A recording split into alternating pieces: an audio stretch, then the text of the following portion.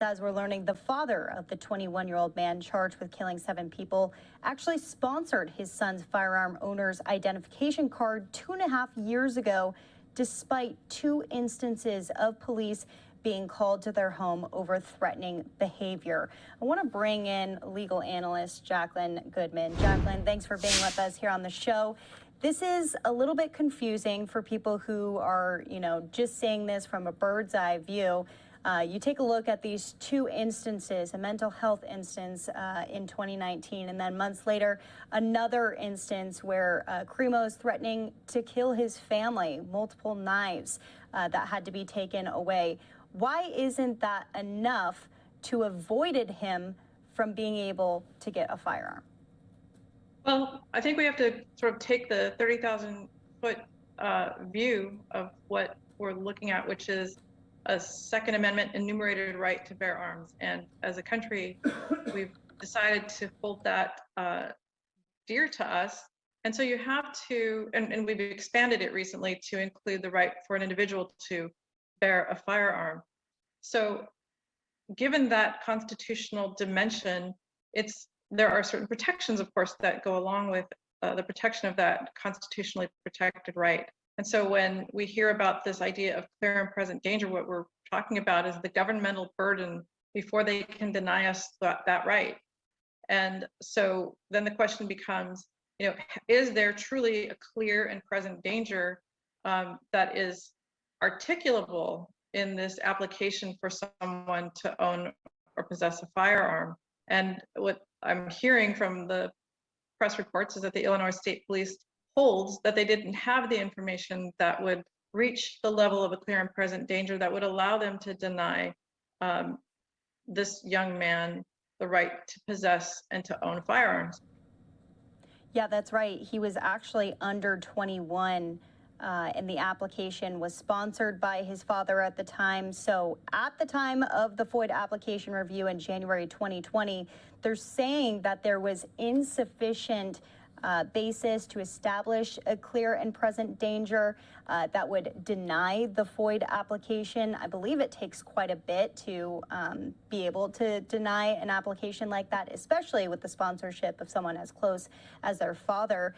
Does his dad hold any liability in this, having known the issues that he had had in the past, mental health issues, and his use of weapons? I don't see any criminal liability for his father in the application for the FOID card. That is the firearms owner's identification card that is necessary in the state of Illinois for a person to possess or own a firearm. That application the sponsorship application, I should say, is fairly simple. It requires an affidavit that the sponsor would agree to be civilly liable if there are damages that result from the minor's possession of the weapon. It doesn't ask any questions about suitability of the minor. It doesn't ask any questions about mental health. It doesn't ask any questions about maturity levels, reasons for the firearm, whether there had been any suicidal ideation. It doesn't ask anything about the minor, and it doesn't require any sort of affirmative requesting on the part of the sponsor other than to say, if something happens, I'll be civilly liable, meaning I'll pay out should there be a problem as a result of my child's possession of a firearm, and that's it. This wasn't the only thing that he was able to move forward with. There was also 4 background checks when purchasing firearms through different avenues. The only offense in his criminal history was an ordinance violation in January of 2016 for possession of tobacco. That's according to Illinois State Police. There's a little bit of confusion between both these jurisdictions handling this case in the past as well. I'm curious what your thoughts are, because there was communication from the Highland Park Police, who attended to these 2 incidents, and that second incident, Highland Park Police then having to report it to Illinois State Police. Do you feel like there may have been some miscommunications here, or some things that were missed because of that? So many hands on deck. Clearly. And I think what we're seeing is just an illustration of the limitations that we have in this area and how much is at stake. There's no perfect system, But you can see that the confluence, or this is just really an example of one bad luck instance after another. It appears that when the police were called out at one point, it was the Highland Park Police Department, and they didn't communicate their call out to Illinois State Police. And I don't know that I'm not an expert in their procedure, but it appears that there's nothing unusual about that. And a second call out, I guess the Highland Park Police were called out again, not the state police. And it's the state police who are in charge of the FOID card. So, so there was less information then to the state police at a time when they were screening him for his application. In addition to that, it appears that in terms of the timing, when the Highland Park Police came out at times when there was a clear and present danger report, I'm understanding from the news reports and the press releases from the police that this young man did not have an application pending, so there was no need to alert anybody, no weapons that they knew of existed. So that, sort of fell to the wayside. As I understand it, another instance where there was a clear and present danger report didn't result in any criminal conviction, and there was some question as to whether or not the subject was arrestable or whether there was enough information. But clearly we're talking about different levels of information and what it is. What do we want to have for everybody? Is it that we want rumor or conjecture to stop folks from owning a weapon? Maybe we do, I don't know. But those are questions that this case really calls up. Yeah, it calls out some of the issues that some are saying need to change, procedures with the Illinois State Police and local police as well. I'm curious, just from a wider standpoint, civil and criminal charges, where do you foresee this going with Crimo? Well, with his father or with Bobby Crimo, the alleged shooter? With both of them, because I think obviously the father, it seems like it's somewhat of a loophole here. He was able to just go ahead and sign that forward, and they were able to move forward with getting him the ID. But what about Crimo? Because there's still so many parts that are coming together on this. How expansive could it be?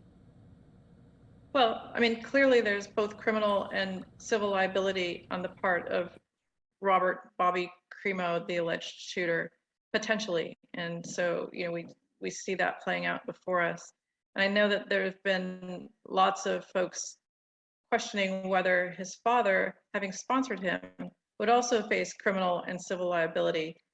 The criminal liability to me looks very thin. There's nothing I can see that would subject him to any criminal liability at all.